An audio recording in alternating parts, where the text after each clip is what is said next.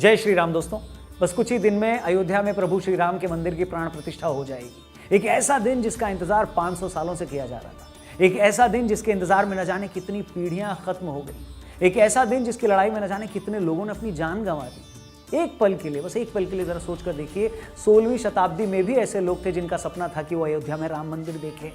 18वीं शताब्दी में भी ऐसे लोग थे जो पहली बार राम मंदिर का हक पाने के लिए अदालत गए। आज से 150 साल पहले अयोध्या में लोगों ने राम मंदिर की लड़ाई में अपनी जान गंवाई। ऐसे भी लोग थे जिन्होंने अपनी लाइफ के 50 साल राम मंदिर के लिए कोर्ट की लड़ाई में बिता दिए। आज वो हमारे बीच नहीं है और वो ये दिन देख भी नहीं पाए। और एक आप और हम हैं जो अपने जीते जी इसी जीवन काल में अयोध्या में भगवान श्री राम का मंदिर देखने जा रहे हैं। उन प्रभु श्री राम का मंदिर जिसे आज से 492 साल पहले 1528 में वहशी बाबर ने गिरवा दिया। तो आज के इस प्रोग्राम में, आज के इस वीडियो में हम राम मंदिर के इन पूरे 500 साल के संघर्ष की कहानी आपको सुनाएंगे, ताकि आप ये जान सकें कि ये लड़ाई कितनी पुरानी है, इस संघर्ष के क्या मायने हैं। हम ये सब बताएंगे ताकि आप ये जान सकें कि सच्चाई की लड़ाई कोई रातों रात नहीं जीती जाती।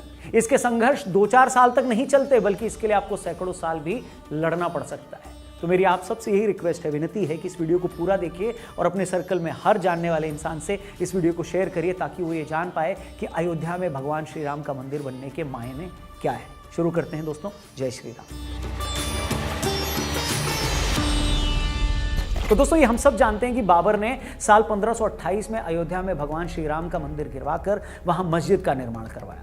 लेकिन इसके पहले की बात कम लोग करते हैं, और वो बात यह है कि भगवान श्री राम के पुत्र कुश ने अयोध्या में श्री राम जी का मंदिर बनवाया। अकेले अयोध्या में सीताराम के 3000 मंदिर थे। कहा जाता है कि 5वीं शताब्दी ईसा पूर्व इनमें से कई मंदिरों की हालत खराब होने लगी। उसी दौरान उज्जैन के राजा विक्रमादित्य अयोध्या आए और उन्होंने यहाँ के कई मंदिरों को फिर से ठीक करवाया।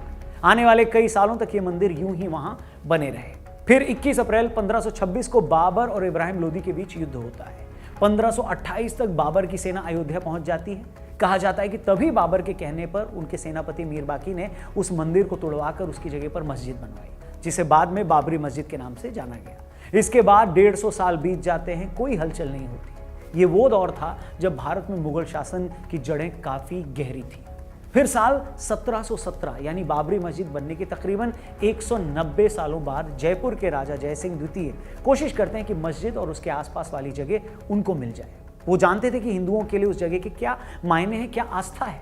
जयसिंह के उस वक्त के मुगल शासकों से संबंध भी ठीक थे, मगर वो ऐसा नहीं कर पाते। लेकिन वो मस्जिद के पास ही एक राम चबूतरा बनवा देते हैं ताकि हिंदू वहां पर पूजा कर पाए।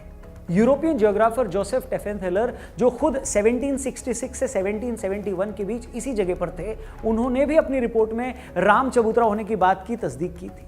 ये वो वक्त था जब मुसलमान मस्जिद के अंदर नमाज पढ़ते थे और हिंदू बाहर राम चबूतरे पर पूजा किया करते थे। मगर मंदिर गिराए जाने के 250 सालों बाद भी हिंदू इसको भूले नहीं थे। यूं तो अयोध्या में भगवान श्री राम के हजारों मंदिर थे, मगर वो ये बात नहीं भुला पा रहे थे कि भगवान श्री राम के जन्म स्थान की जगह मंदिर तोड़कर मस्जिद कैसे बना दी गई। 1813 में पहली बार हिंदू संगठनों ने दावा किया कि बाबर ने 1528 में राम मंदिर तोड़कर मस्जिद बनाई थी। माना जाता है कि फैजाबाद के अंग्रेज अधिकारियों ने भी मस्जिद में हिंदू मंदिर जैसी कलाकृतियों के मिलने का जिक्र अपनी रिपोर्ट में किया था। पूर्व आईपीएस अधिकारी किशोर कुणाल ने अपनी किताब अयोध्या रिविजिटेड में इस वाकये का जिक्र भी किया है। इसके बाद 1838 में British surveyor Montgomery Martin ने एक रिपोर्ट दी कि मस्जिद में जो पिलर्स हैं वो मंदिर से ही लिए गए हैं। रिपोर्ट सामने आने के बाद काफी हंगामा हुआ। हिंदुओं के दावे के बाद से विवादित जमीन पर नमाज के साथ साथ पूजा भी होने लगी। 1853 में अवध के नवाब वाजिद अली शाह के समय पहली बार अयोध्या में सांप्रदायिक हिंसा हुई। इसके बाद भी 1855 तक हिंदू और मुसलमान एक ही जगह पूजा और नमाज अता करते रहे। 1855 के बाद मुस्लिमों को मस्जिद में प्रवेश की इजाजत मिली, लेकिन हिंदू अंदर नहीं जा सकते थे। ऐसे में हिंदुओं ने मस्जिद के मुख्य गुंबद से 150 फीट दूर बनाए राम चबूतरे पर पूजा करनी शुरू कर दी। इसके बाद 1885 में, यानी आज से तकरीबन 138 साल पहले, यह मामला अदालत पहुंचा। उस वक्त निर्मोही अखाड़े के महंत रघुबर दास ने राम चबूतरे पर छतरी लगाने की अर्जी दी, जिसे अदालत ने ठुकरा दिया। मगर इस एक घटना से हमें यह पता चलता है कि निर्मोही अखाड़ा कब से राम मंदिर की लड़ाई लड़ रहा है। इसके बाद 1934 में अयोध्या में फिर दंगे होते हैं और इस दौरान बाबरी मस्जिद की एक दीवार टूट जाती है, जिसे बाद में फिर बनवा दिया जाता है, मगर वहां नमाज बंद हो जाती है। आप देख रहे हैं कि ये वो दौर था जब देश पर अंग्रेजों की हुकूमत थी उस वक्त की कांग्रेस के एजेंडे में भी कहीं राम मंदिर नहीं था, न उस वक्त का संघ इतना मजबूत था, मगर देश की जनता प्रभु राम के भक्त बाबर के मस्जिद बनवाने के 400 साल बाद भी अपने हक की लड़ाई लड़ रहे थे उस टाइम। वो भी तब जब न देश में अपनी सरकार थी, न मीडिया आजाद था, न धार्मिक संगठनों की कोई लामबंदी थी। सिर्फ और सिर्फ आम राम भक्तों का वो जुनून था, वो भक्ति थी जो अपनी जान की बाजी लगाकर भी हर दिन श्री राम जी के मंदिर के लिए लड़ाई लड़ रहे थे। इस बीच आता है साल 1947 देश आजाद हो जाता है। उस वक्त तक मस्जिद सिर्फ शुक्रवार को ही खुलती थी और राम चबूतरे पर भगवान राम की मूर्ति थी जहां लोग पूजा करते थे। देश आजाद होते ही लोग ये मानने लगे थे कि हमें आजादी मिल गई है तो अब राम मंदिर बन ही जाएगा, मगर उस वक्त के किसी बड़े कांग्रेसी नेता की बातों से ऐसा नहीं लगता कि वो राम मंदिर बनाने या उसकी लड़ाई को लेकर गंभीर थे। उल्टे 1949 में कुछ ऐसा हुआ जिसने बहुत सारे लोगों को हैरान कर दिया। 23 दिसंबर 1949 की सुबह विवादित ढांचे के अंदर से घंटियों की आवाज आने लगती है। पता लगता है कि वहां श्री राम जी की पूजा हो रही है। हिंदू पक्ष दावा करता है कि बीते रात अचानक मंदिर में प्रभु राम की मूर्ति प्रकट हो गई। मुस्लिम पक्ष कहता है कि मूर्ति को रात के अंधेरे में जबरन रखा।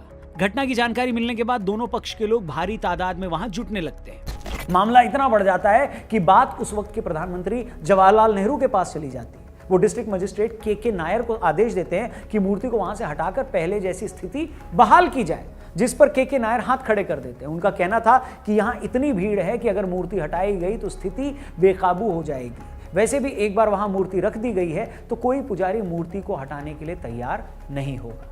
कहते हैं उसके बाद 27 दिसंबर को के नायर के पास दूसरी चिट्ठी आती है और उनसे फिर से वैसा ही करने के लिए कहा जाता है, जिसके जवाब में के नायर इस्तीफा दे देते हैं। मगर अपने इस्तीफे के साथ ही वो सरकार को यह सलाह देते हैं कि मूर्ति को हटाने की बजाय वहां जालीनुमा गेट लगा दिया जाए।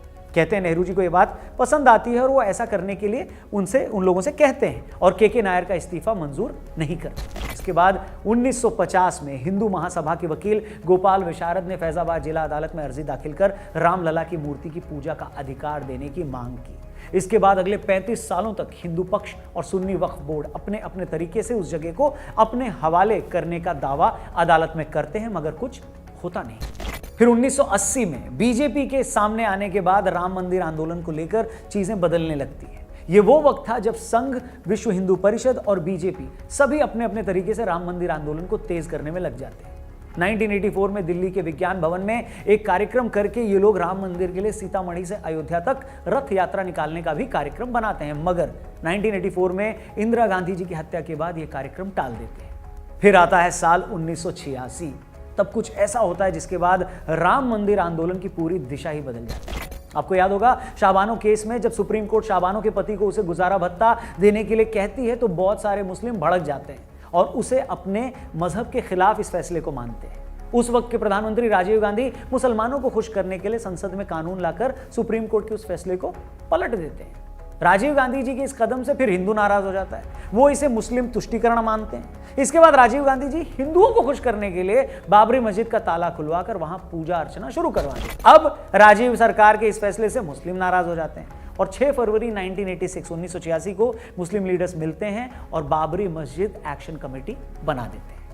इसके बाद के सालों की डिटेल में मैं ज्यादा नहीं जाऊंगा, मगर जो दर्शक हमारे नहीं जानते उन्हें मैं बता दूं कि इसके बाद के सालों में लालकृष्ण आडवाणी जी सोमनाथ से अयोध्या के लिए 10,000 किलोमीटर की रथ यात्रा निकालते हैं। रथ यात्रा के दौरान बिहार के समस्तीपुर में आडवाणी जी को गिरफ्तार कर लिया जाता है। फिर जिस दिन अयोध्या में रथ यात्रा का समापन होना था उस दिन बहुत बड़ी संख्या में कार सेवक अयोध्या पहुंचकर विवादित ढांचे पर झंडा फहरा देते हैं। भीड़ को काबू करने की कोशिश में उस वक्त की मुलायम सरकार कार सेवकों पर गोलियां चलवा देती है, जिसमें कई कार सेवक शहीद हो जाते हैं। इसके बाद आता है वो दिन जिसे बहुत सारे लोग शौर्य दिवस और बहुत से लोग काला दिवस के तौर पर मनाते हैं। तारीख थी 6 दिसंबर 1992।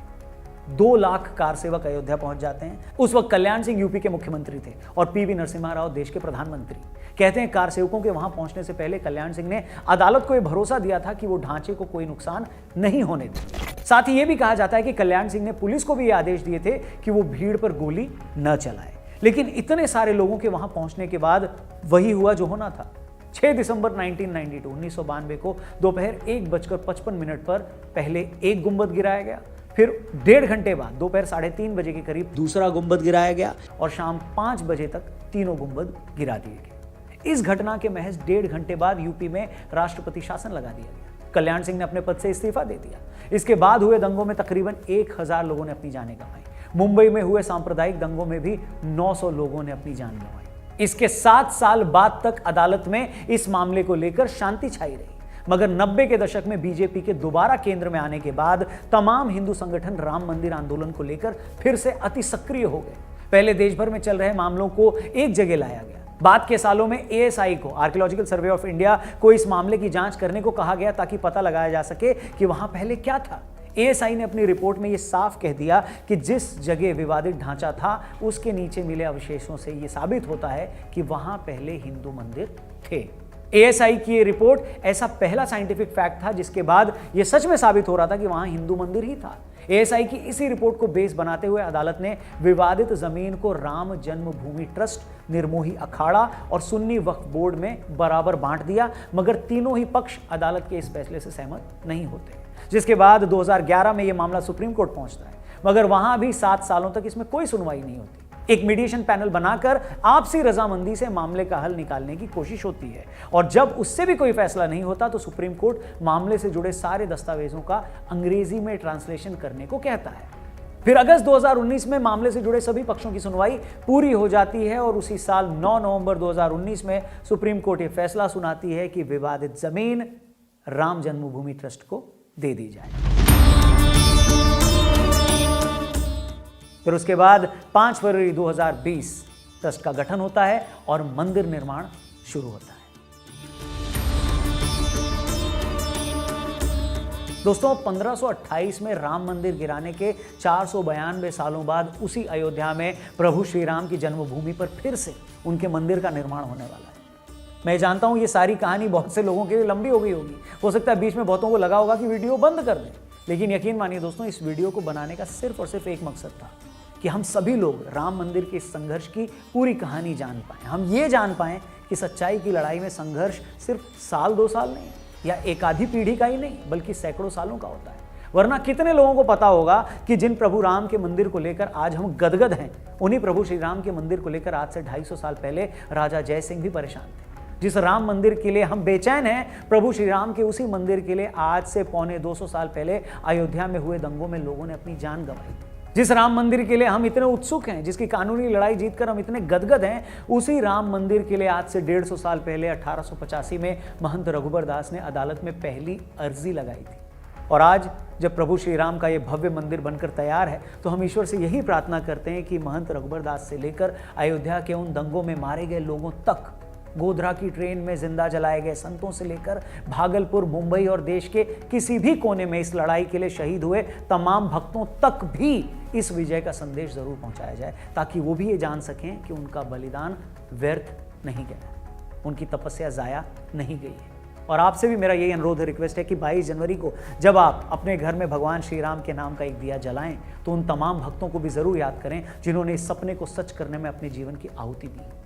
बाकी अभी के लिए इतना ही। उम्मीद करते हैं राम मंदिर के संघर्ष की पूरी कहानी आप तक पहुंची होगी, और मैं चाहता हूं कि आप इस कहानी को और भी लोगों तक पहुंचाएं। ये वीडियो अगर आपको सही लगी हो तो प्लीज़ इसे और भी लोगों तक ज़रूर शेयर करें। हमारे चैनल को भी सब्सक्राइब जरूर करिएगा। फेसबुक पे देख रहे हैं तो पेज को जरूर लाइक करिएगा, और कमेंट सेक्शन में जय श्री राम जरूर लिखिएगा। जय हिंद।